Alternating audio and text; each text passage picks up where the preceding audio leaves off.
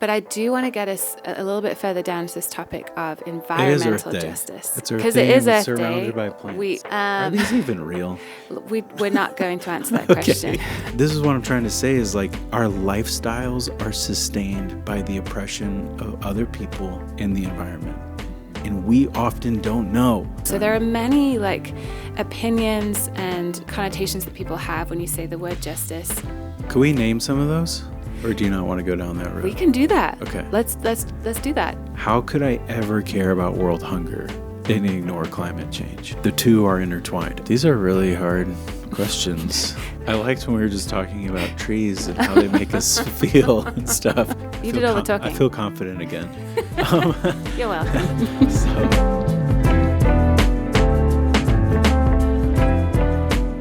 Jason, hi. It's so Hello. good to have you here. It's very good to be here. How are you doing? I'm doing really good, actually. Good. The sun welcomed me to Southern California, and that made me feel very at home. Well, that doesn't make sense because where I live, there isn't any sun, but it made me feel good. Tell the There we people, go. where are you from? So I live in Vancouver, Washington. Okay. Just outside Portland, Oregon. And what's your favorite color? Black. Okay, I can see that. Jason's wearing all black, for those of you who are listening. And my kids always tell me it's not a color. And I'm like, That's true. I don't know what they're teaching you in 2023, but black is definitely a color. So thank you for joining us. We are having this conversation on Earth Day, which is a day that around the world people recognize and stop to kind of put their focus on the earth, on creation, on environmental care, and celebrate those things, kind of go after them, championing the cause of environmental justice. And we wanted to have a conversation as a church community around environmental justice, creation care, and you are a good friend of the house. Like, we love you. You've spoken at our church before, and you're going to be speaking here tomorrow, which we're very excited about. And we know that this is a particular passion area of yours. I think you were talking about your Instagram last year, and you said it's not going to be much that's happening on there other than pictures of trees. Yeah, that's right. So you're a self-professed tree hugger. Would that be fair to I say? am, yeah. Do you have a favorite species? Well, the giant sequoias of California Yes. are kind of unmatched. That is true. They are some of the oldest trees in the world. The oldest tree that they think they've discovered, because there are still undiscovered giant trees around the world. For example, there was a giant Douglas fir that was found in Oregon in about 6 years ago, and it was larger than and older than any Douglas fir that had been known before. So of the discovered trees, the oldest known is in Northern California. Wow. And it's a sequoia. And they're just amazing to see, you know. They kind of make you believe in God if you don't already. It's true. I think. It's true.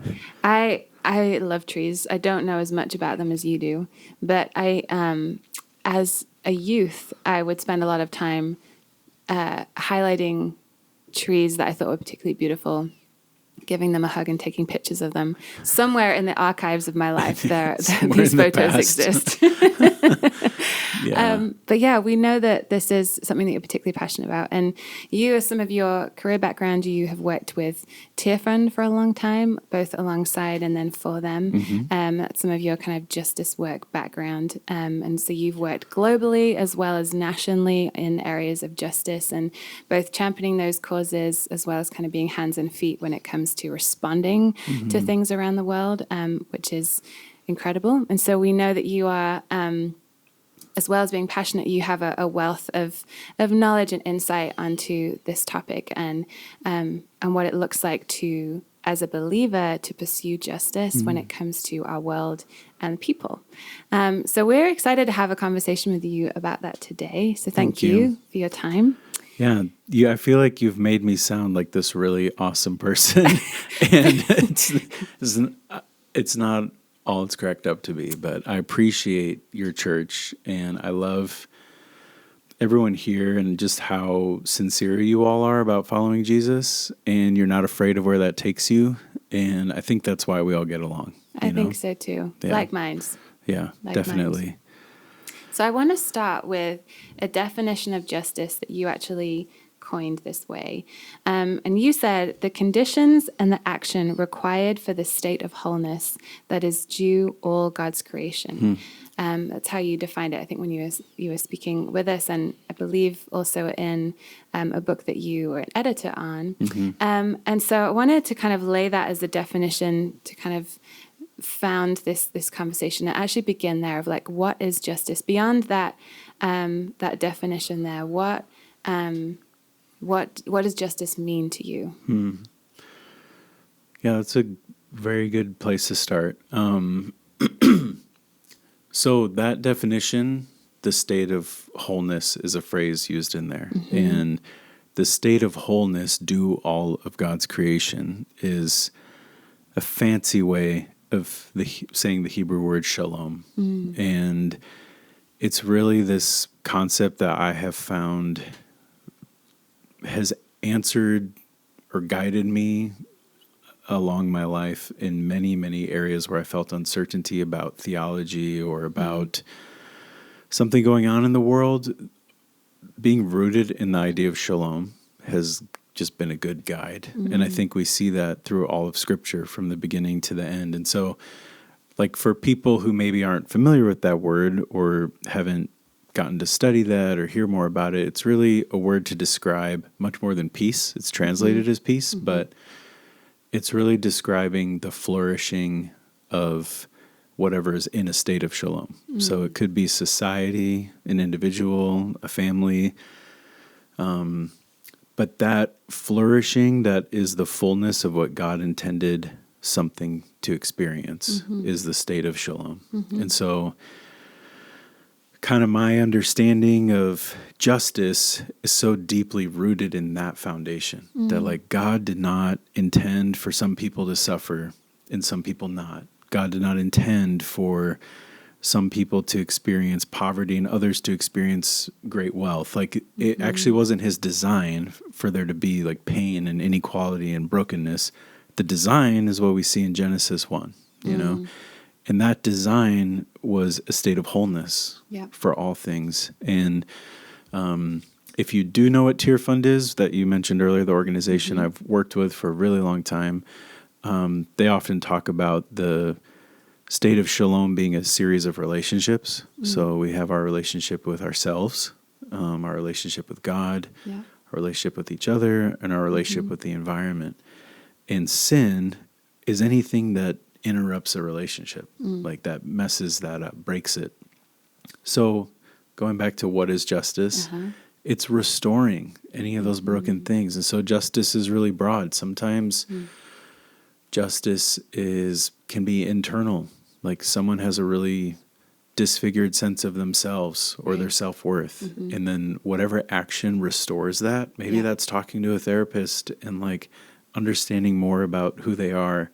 That's an act of justice, actually. So that's like an atypical example. When you hear justice, you're usually thinking about people in the streets crying out for the right thing to be done. But I think it's broader. Definitely. I love that. You know, it reminds me of a definition that our lead pastor, Jen Toledo, phrased a while back. And she says, justice is the restoration of every violation of love. So actually what you just spoke about at the end that kind of really ties into that.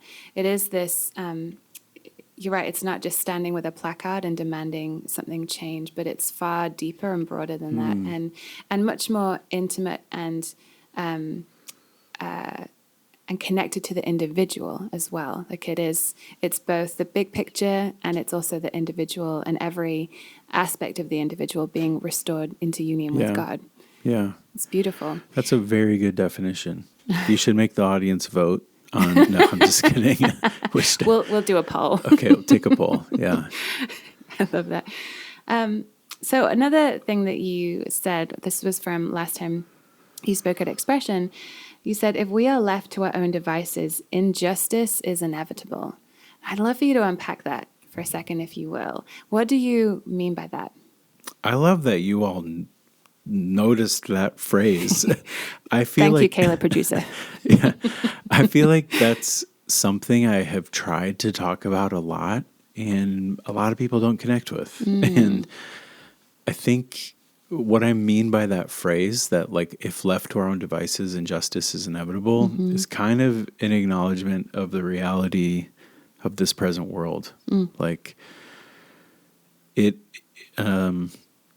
is not yet God's kingdom fully. Right. You know, Jesus is king, but his reign is not fully enacted over this planet we're living on right now. Right. You know, it's still governed by our sin, the sin of the generations before us, and the inevitability of that sin is going to be injustice. The example that I think is the easiest to wrap our minds around, like conceptually, is the mistreatment of women, and specifically violence against women.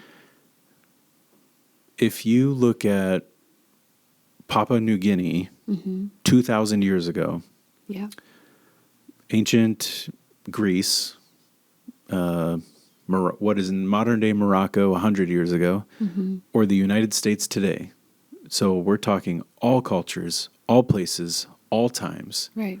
There's a few things you will find in each of those places, no matter how different those things are. And one of those things is that men will exercise violence towards women.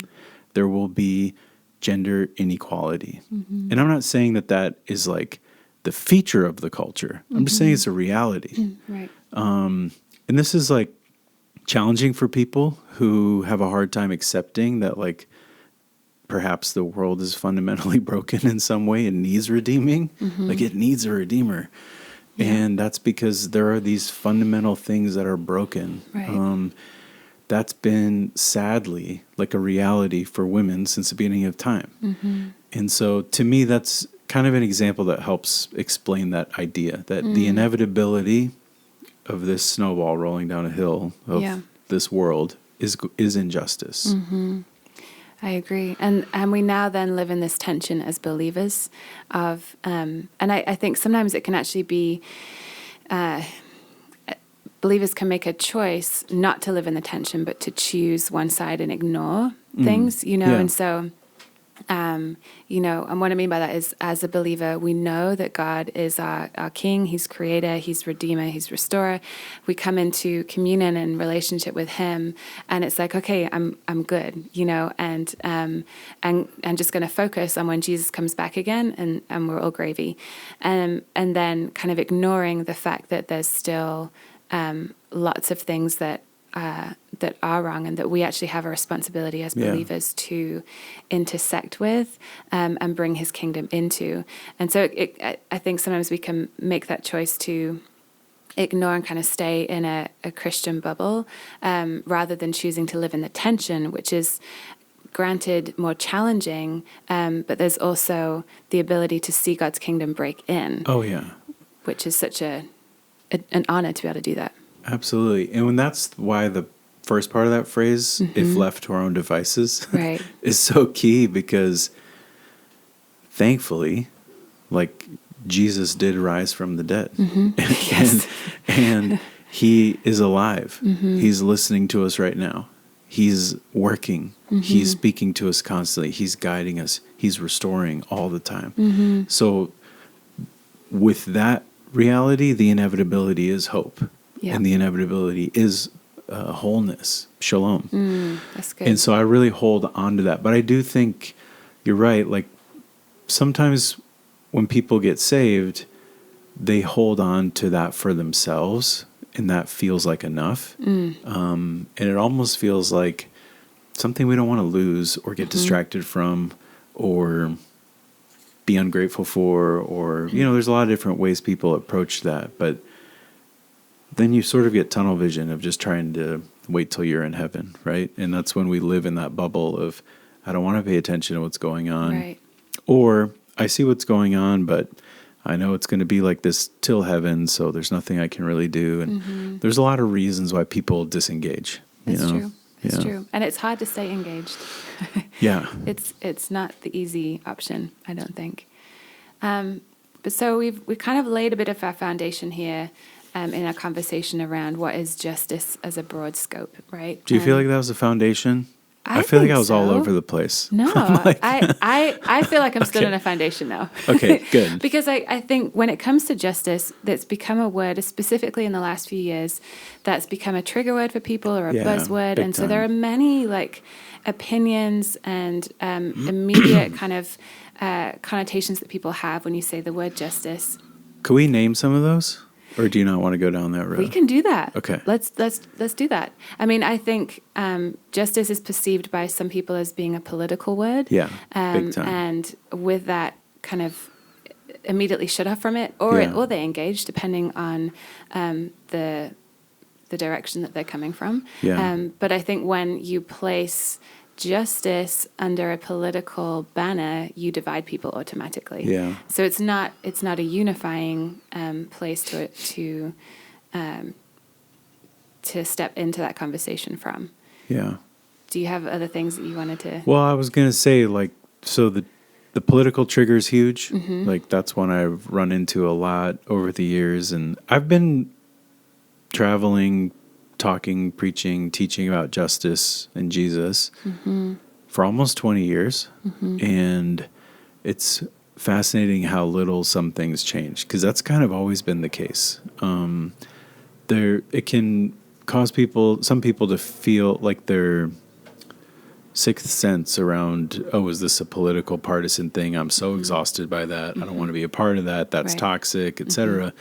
They can kind of shut off. And there was actually a season of time where that was less the case, and justice was being used really widely. But then the word was sort of diluted. Like, everything was suddenly justice. Like, even things that weren't. So that was also a weird time. Yeah. But I think, the political one is good to name and really say that that's not what we're talking about. We're Correct. talking about something bigger and more foundational in kingdom and biblical. Yeah.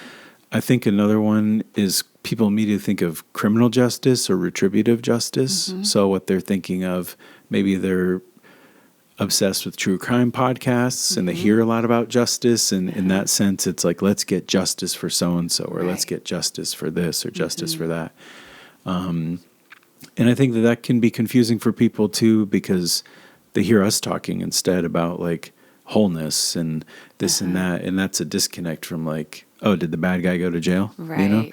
And so I think that's the other big one I run into. There are other paradigms people have, but those are the two that seem dominant in my experience. I'm glad you named that too. Yeah, and that's why we kind of wanted to start off with that question of what is justice and how do we define it.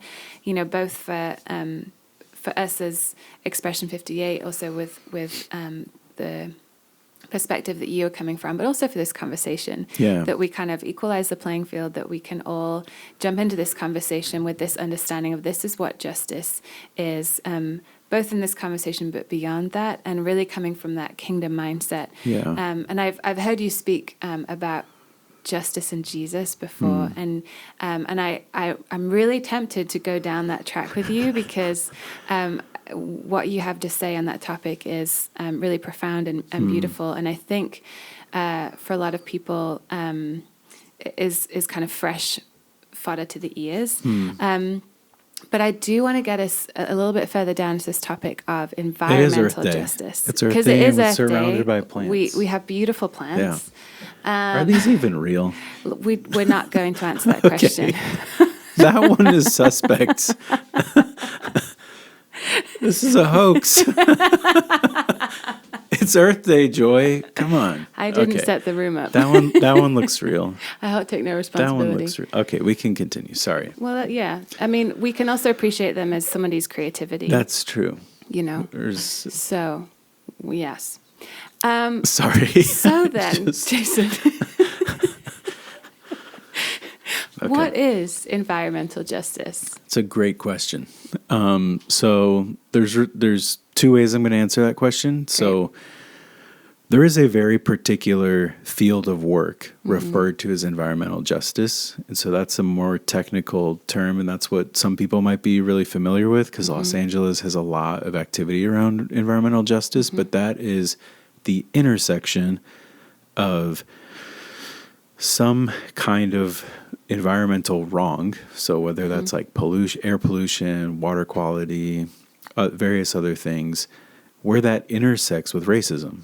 And so the environmental justice movement was founded actually back when there was a corporation. I wish I could remember all the details, but somebody had like a lot of toxic kind of chemicals they had to dispose of, and they didn't know or want to pay the amount of money required to properly dispose of those. And so this guy drove around, I believe it was Georgia. I'll have to double check with my friend Rusty, who told me this story and kind of taught me what I know about a lot of this. But he drove around slowly just dumping this, and he did it in an entirely African-American community. Actually, no, I take that back. I wish you guys were editing this so you could fix this horrible story. He drove around slowly dumping that stuff, and it was detected, and the government made him clean it up. And so they used thousands and thousands of pounds of dirt to absorb whatever this toxic chemical was. That was then dumped in an organized, not illegal fashion in an African-American community. Wow. And the fight to stop that was the birth of the environmental justice movement. Wow. I didn't know that backstory. Yeah, and I honestly wish I had more details and had gotten better sleep, because my mind would be more like able to grab those things. But We can everybody listening, just Google, do some research. yeah, there you go. You are commissioned. Exactly. There's actually an amazing video about it by a guy named Rusty Pritchard. So if someone did want to Google environmental justice, Rusty Pritchard, you would find a 9-minute TED-style talk where he tells the details of the story, and it's mind-blowing. Wow. So that's like the kind of technical term of the movement of environmental justice. Right. And then environmental justice just more broadly refers to like restoration of creation and restoring degraded parts of the environment. Got you.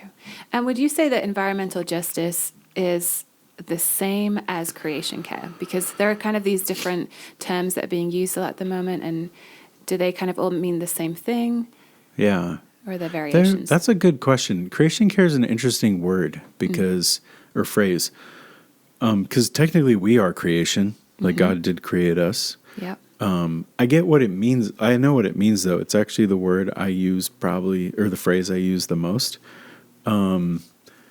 I don't have strong opinions about what phrases work or don't work on this front. I feel like when you say creation care, Christians and just believers know what you mean by that. They're like, oh yeah, environmental stewardship is another phrase I hear. I think environmental justice to me is different because it is broader and includes the people element, you know? Yeah. Like it's stewarding of creation, or it's caring for creation to reforest something or like an area. But it's environmental justice to remove the toxic waste in an African-American neighborhood that was illegally dumped there. Right. So for me, that's kind of how I use them. I don't know if that helps. Yeah, it does.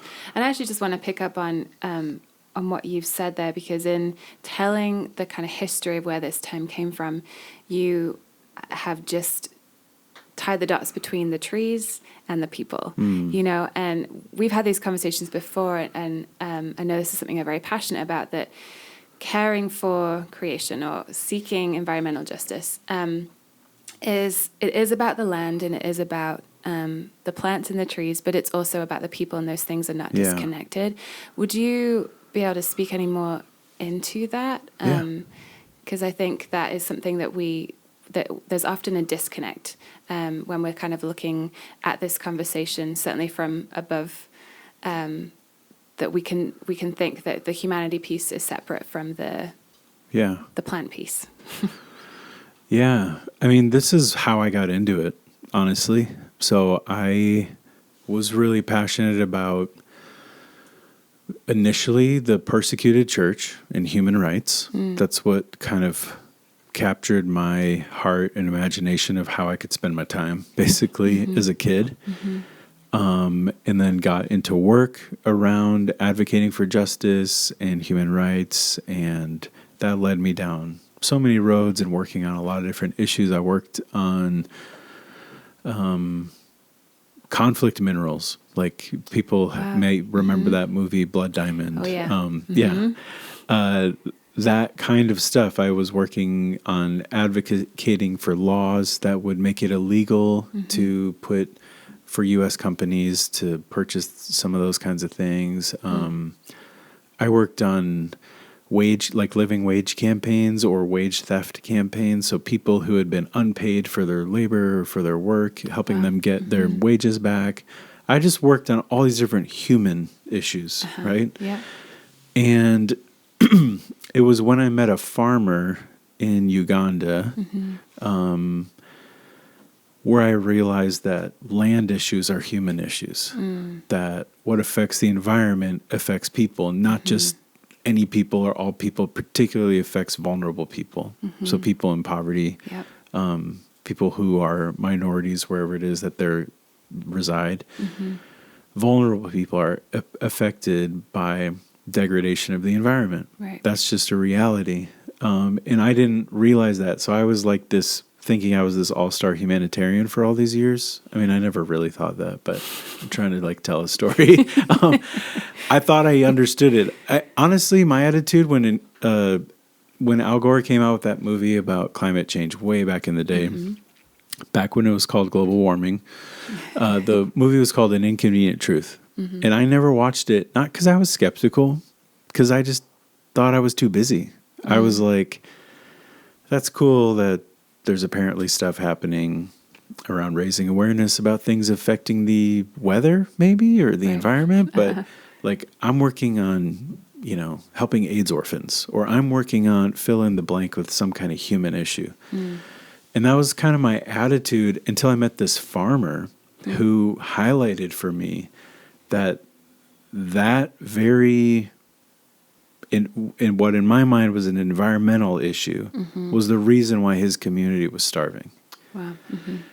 And not only did he tell me, hey, we haven't been able to grow food because we've lost our crops for 4 years in a row, and he told me all kinds of scientific data around that, and they lost the first 2 to famine or to drought, which you all know something about drought here. And then the ground had become so hard it couldn't absorb rain. So then when it rained, it flash flooded, and they lost another crop to flash flood. And he just went on and on telling me how a changing climate had caused their community to experience severe hunger. And he didn't stop there. And he said, we didn't do this. We didn't cause this. Africa didn't cause this. Wow. And this was in 2009. And it really woke me up. It changed me from being, I forgot what your original question was, but I'm sorry. This is great. It changed me from being in my lane as a humanitarian and someone who cared about these things to realizing, how could I ever care about world hunger and ignore climate change? The two are intertwined, unless this farmer was part of the conspiracy, right? And he's not, because he doesn't even know the conspiracy exists. He and many other Christians in the rest of the world, they actually don't have a polarized approach to climate change. In their cultures, it's just a reality. It's a fact of life. They don't even have the option to pretend it's not there, that it's made up, or that these fluctuations are normal and all of that stuff. And that's what I got to experience working for an organization called Micah Challenge. That's where I worked when I went to visit this farmer in 2009. And then Tear Fund is just time and time again hearing testimonies from Christians around the world telling me how this issue that they knew they did not cause was causing them flooding, hunger, displacement, all kinds of things. Wow. So, it highlights to me in hearing you tell that story, it highlights to me the privilege that we have to be able to choose Yeah. whether or not we be passionate about this topic. With that, I want to jump to a next question. How have you come to the conclusion or conviction that God values and emphasizes this kind of justice? So kind of you've given some of your history and how your heart came on fire for this, connecting the dots. How does this intersect with your faith, and why do you think that God is passionate about it? Yeah, so for me, again, it came through the human stuff initially. I knew God cared about people. I knew that God cared about the poor specifically. I saw that all throughout Scripture. I knew God cared about refugees, the stranger in Scripture. I knew God cared about children and widows. I knew God cared about orphans. I knew all this stuff, and I knew it in my bones. I just knew this is God's character. I don't need a theology lesson to know, but it's also there. If you wanted to proof text one thing, it would be that God cares about vulnerable people. Proof texting, if you don't know what I mean by that, is when people grab the Bible. This is not the Bible, by the way. And they're this one verse pulled out of context is going to prove my point for me. If there was one issue you wanted to do that with, you could most easily do it with caring about the poor, because it's just literally from the beginning to the end. Yep. It is in there, and that's a reflection of God's character, right? Yeah. So for me, it came through that avenue of well, by extension, then I have to care about the things that are affecting those people. And that is environmental stuff right now. It's other things as well, but that's a piece of it. And again, it was still by proxy of humans and what affects people. And then over time, the more I studied Scripture, the more I spent time in prayer about this. I don't know, just the more I encountered God's creation and spent time in nature, I started to feel, I'm getting so weird on you. I started to feel real connections with the rest of creation.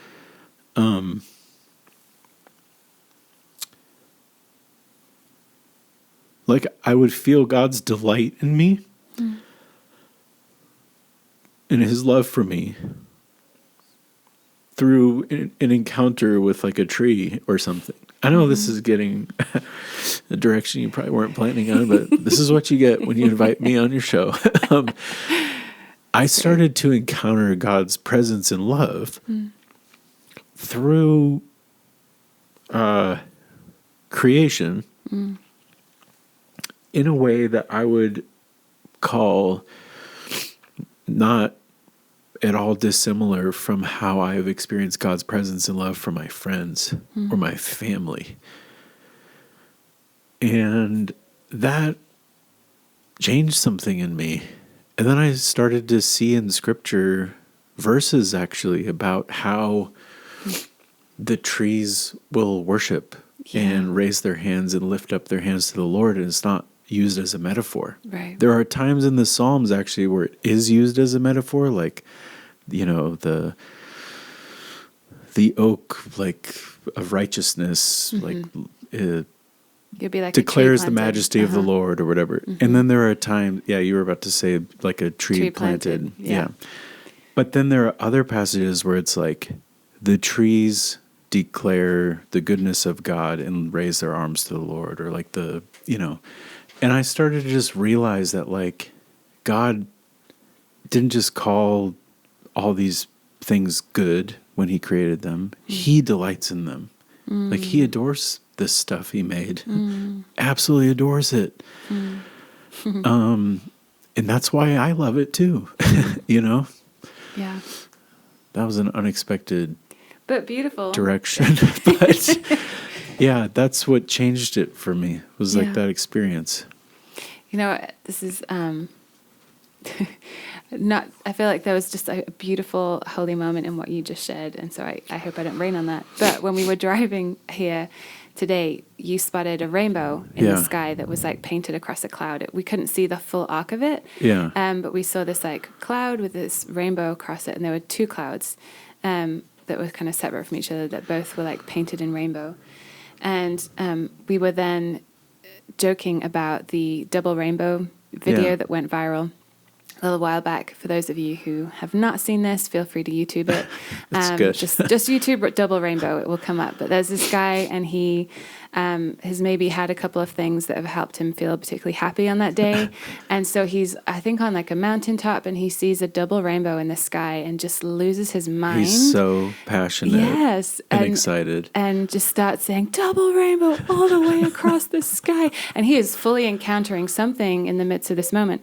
And we joke about it, and obviously it went viral for a reason. Yeah. But in being reminded of that today, there's something, I feel like God can meet us in any state. And that there's something about that video that also kind of, I feel connected to what you just saying, like depicts those moments where we get this glimpse of who God is and his beauty and his magnificence. And it may be through an avenue that we are not used to connecting with, or that is fresh, but it is a part of his creation. And in doing that, we have a mountaintop moment, you know, and get to experience him in a new and beautiful way. And so I love your vulnerability in sharing that with us, actually, because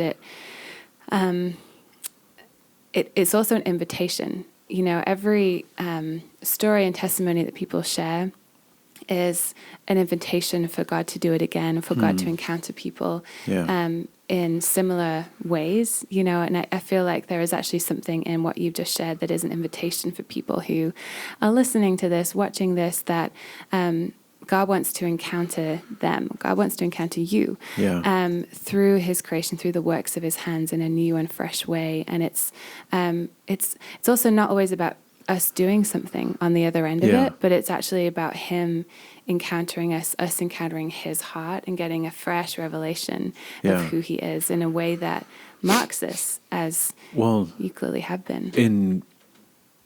You can't encounter God and not leave caring about what he cares about.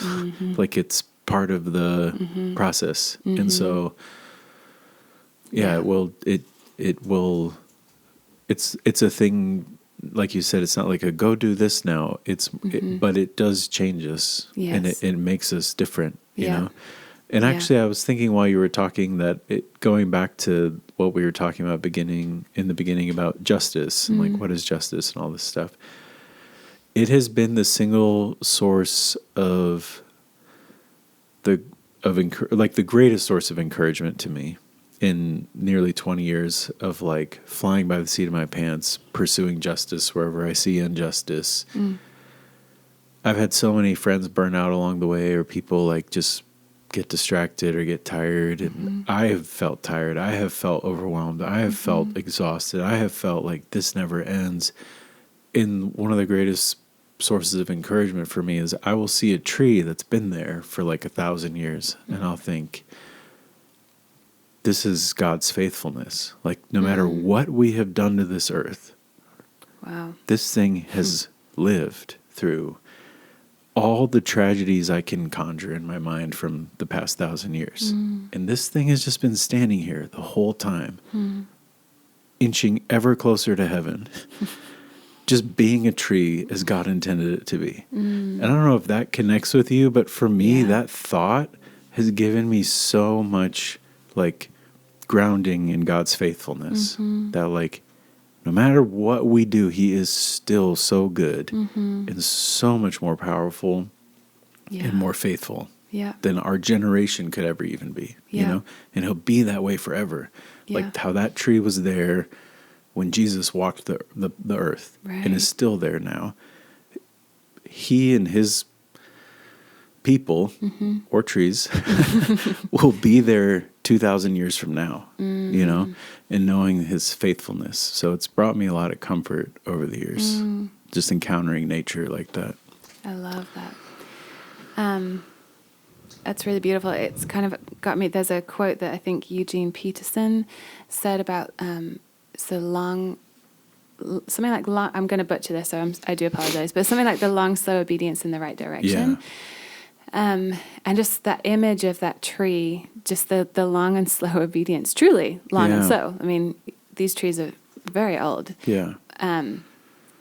Yes. And so, but that staying rooted, that hope against hope, Yeah. and in all things, just standing and staying rooted, and what a testimony that is. I think Yeah. that's such a beautiful image. So thank you for sharing that.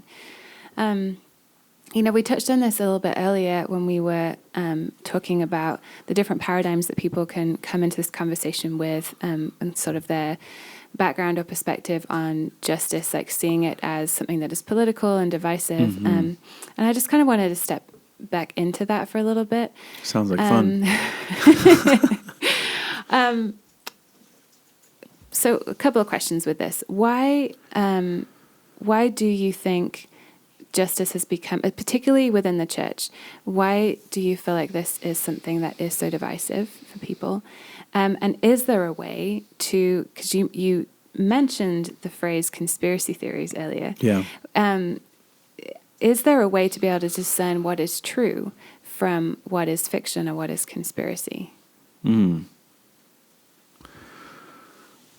These are really hard questions. Thank you, producer It Caleb. was.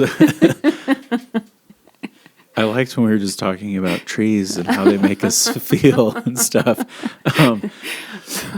Okay, so why is it divisive? Okay, in our country, uniquely, there is history that is profoundly evil, that the church was deeply invested in. And I'm talking about how in this country you could own people, technically own them, Yep. as property and be a good Christian. Okay? Yeah. That, whatever weird interpretation of the Bible allowed for that. So I don't know if you're following with me here, I'm but following. Yep.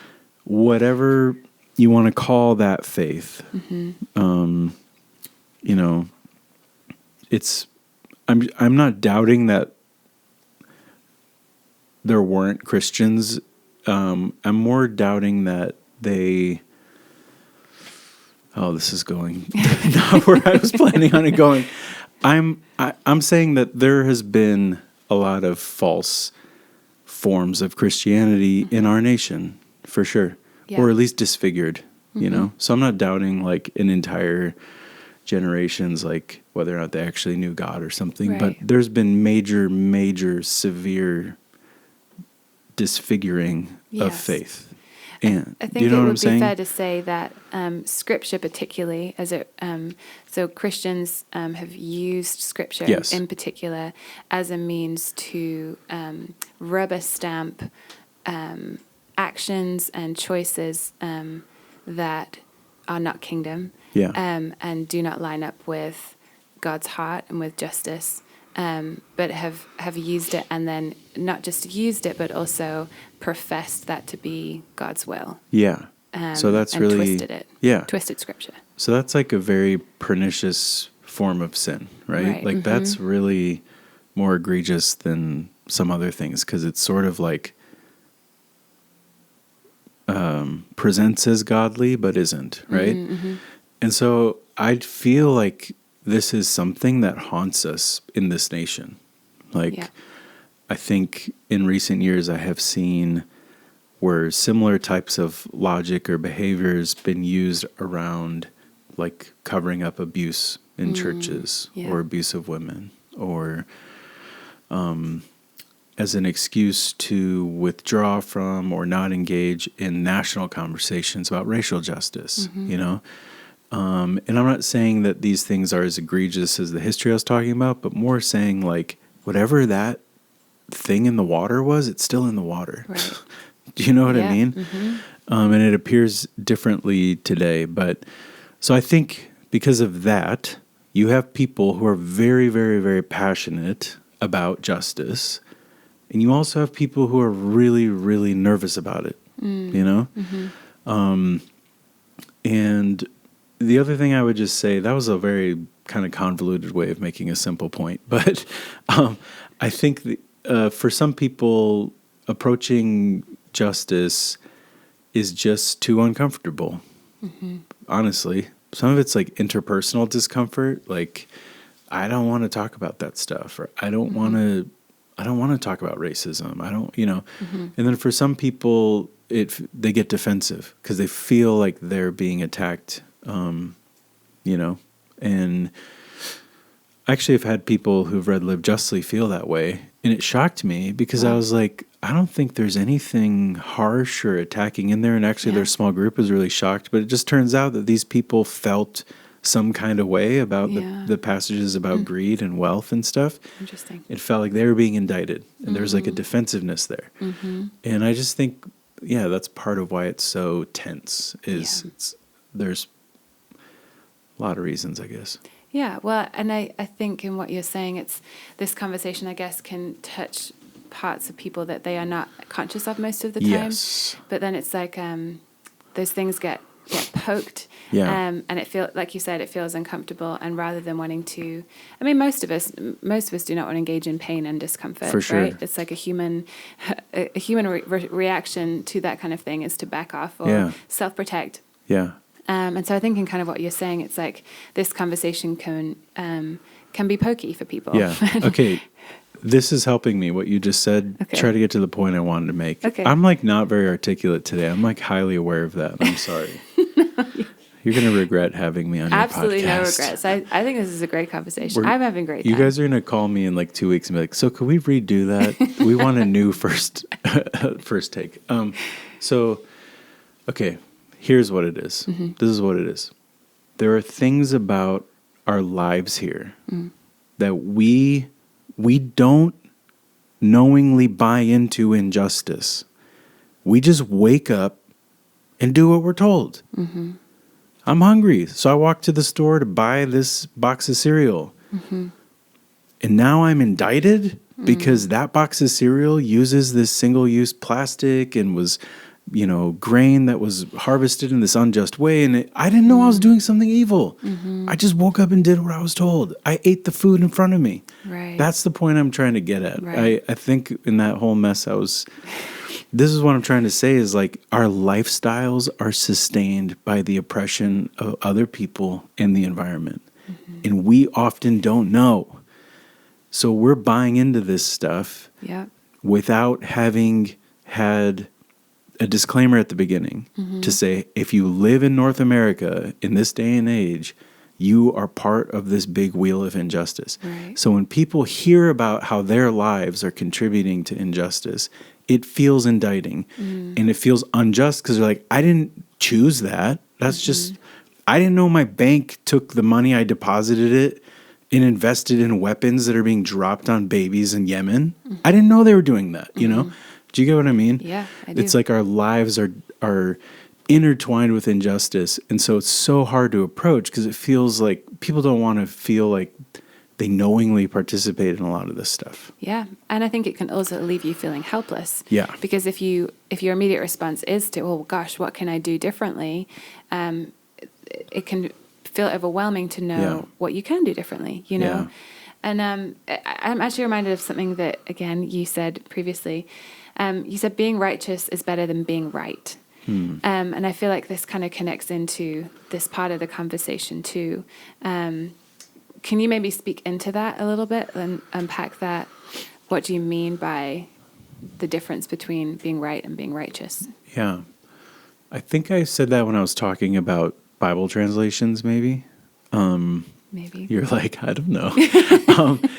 So I learned this amazing thing from a philosopher named Nicholas Waltersdorf, which is that our Bibles in English translate the Greek word in the New Testament. That is the word for justice. In English, we translate it as righteousness. And when you look at our concept, my concept before knowing that of righteousness was piety, like someone who prays a lot, who wakes up before the sun is up to kind of like be in prayer and like lives a really tempered life, doesn't drink, doesn't smoke, doesn't swear, doesn't feel kinship bonds with trees. You know, like I picture like righteousness as like this certain kind of piety. And then when I learned that about how it's actually the same word that when we're translating Plato's Republic, written in a similar era in the same language, we translate that word dikaiosune as justice. And then learning that like the Spanish Bible translates that word as justicia, justice. And realizing like, oh, I've been like almost deceived a little bit in my English translation, because all these parts where I see righteousness, it's supposed to be justice. So then that expanded what I realized righteousness is. Like, rather than being like, I don't like this concept, instead of being personal piety, it's more like, am I living the way God intended for me to be? Am I living in tune with the shalom he intended for my life in all the relationships I have? That's righteousness. And I think I said that specific phrase about it's more important to be righteous than right in reference to when Jesus healed someone on the Sabbath, which was wrong according to the law. He did something wrong. But being right in that legal sense matters way less than being righteous. And he was being righteous. He was restoring something that had been broken, you know? Yeah, I love that. And I love essentially the marriage of righteousness and justice that comes with that revelation. I want to begin to, if we can, wrap this conversation up. I'm sorry. I've talked way too long. I want to keep this conversation going. But yeah, so in kind of beginning to, in taking the threads of this conversation, we have all these different threads. We've been talking about essentially the theology of justice. What does it truly mean? What is that foundation? We've talked about some of the history of injustice. We've talked about how creation care very much connects to people and to humanity and God's heart, and the fact that the Bible is littered with God's heart for humanity and for his creation.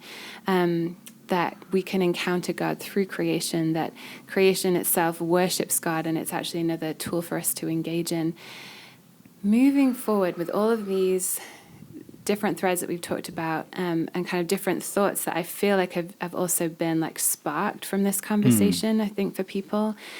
How do we navigate this conversation moving forward with grace? Because we've mentioned this tension several times that we live in of being in a now and not yet kind of place in terms of believers. Like we know that God is Redeemer, and yet we still live with so much unredemption around us. We know that God is just, and that he himself is the center of justice, and yet we are constantly inundated with injustice. And it's like, it feels like you somewhat solve one thing and then something else pops up. It's that game of whack-a-mole, you know? And so how do you have any kind of wisdom or kind of insight that you would love to leave people with, and like how to move forward? And if as listeners, people have been like, okay, I feel like some hunger has been birthed in me in this conversation. I want to engage more in this conversation around creation care and environmental justice. What's maybe like one first step I could make, like one change? You talked about like going to the store and buying cereal and having single-use plastic. Okay, well, is there another option for cereal? I don't know. But do you have some kind of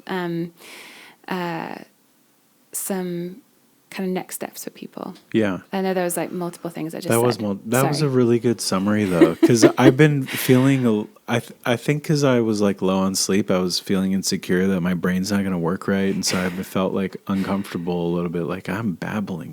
Not at but all. You summed it up so good, and it like made sense. So thank you. You did all the talking. I feel confident again.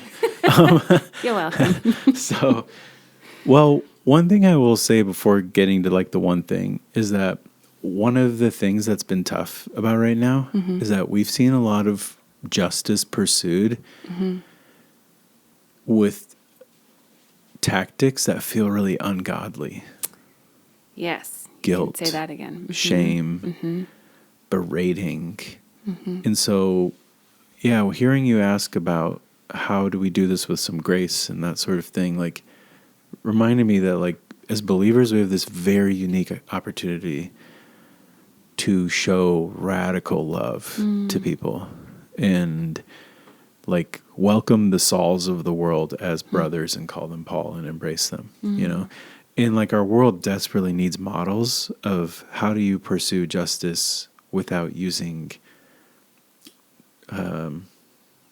destructive means, you know? Yep.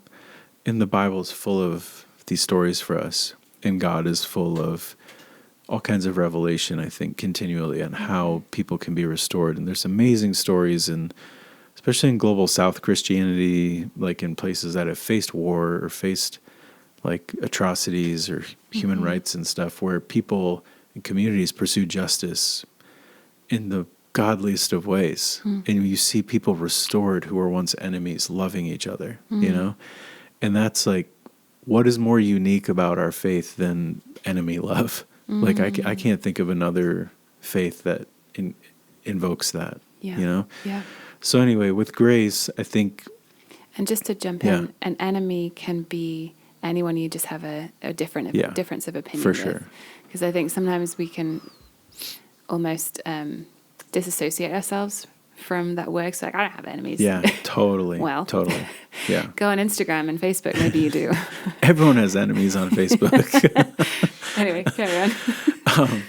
So that's one thing is like, if you care about this stuff, like seriously seek out the examples and models of other believers who are pursuing justice in a way that isn't destructive and that is godly and that actually testifies to how good God is. Like there are stories out there. Find them, you know? There's a few of them in Live Justly, this book we've referenced. As far as like an action, a simple action, I think there's an amazing campaign right now happening that Christians around the world are participating in around single-use plastic. Tear Fund would have information about that. So tearfund.org.uk for sure would have links to like the plastics campaign, but really helping people understand that like plastic isn't just a popular topic to like talk about right now, but it actually is pretty harmful to people, not just the environment. And so that campaign is very global. I think there's about 20 countries involved, and they have really good resources like alternatives to things and how you can try to live with less of that. And again, that all has to be done with a lot of grace, because like especially as parents, like we know so much stuff comes in plastic. Oh my gosh, everything comes in plastic. Yeah. And everything is plastic. Yeah, and the cloth diapers don't work as well. And, They just don't, you know, so like there's like give and take. And then the last thing I would mention is an organization that's inspired me a ton and has practically been a place I've like given to because of the amazing work they do is called Plant with Purpose. And they're a Christian organization, and they plant trees, they disciple people, they work alongside farmers and help people just like grow food and take care of their community. And they just have an amazing history and amazing leadership. And so that's another organization people could check out. That's great. Thank you, Jason. Wow, this has truly been a rich conversation, and it could have gone on for another couple of hours. Yeah. I had to like stop myself from asking certain questions that would take us down another rabbit hole, but thank you so much for your time. Thank you for just being willing to share with us like what you're passionate about, your own history in this work with God, walking this out so humbly and so beautifully. We're very grateful for you. We love you. You're such a dear friend of the house. And thank you. Thank you for your time. I do also want to, we have mentioned this book a couple of times, and I have a copy of it here. So this is Live Justly, which you were the editor on, and also contributed in writing. And this is a small group workbook. So there are, I'm trying to remember, 12 weeks. 10. 10. It was a gamble. It felt like 12. You're like, that thing dragged on and on.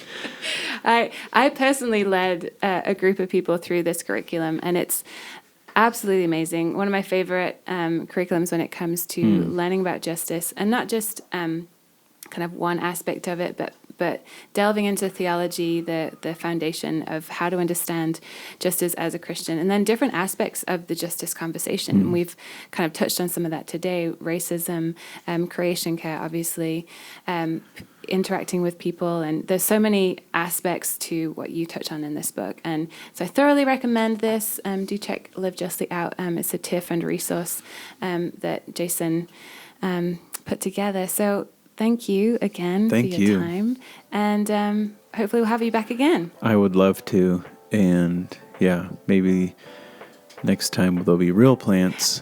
And no, I'm just kidding. Yeah, I love your church. It's a goal. I appreciate you all so much, and I'm truly humbled that you invite me to be part of things like this. So thank you. Anytime. Thank you for listening to this episode of the LCJ podcast. We hope that this conversation blessed you. If you want to know more, please look in the description for more links and follow the Expression 58 socials to keep up to date on what we're doing. If you'd like to support the creation of this podcast, please consider donating. Visit expression58.org/podcasts for more information. We'll see you next time.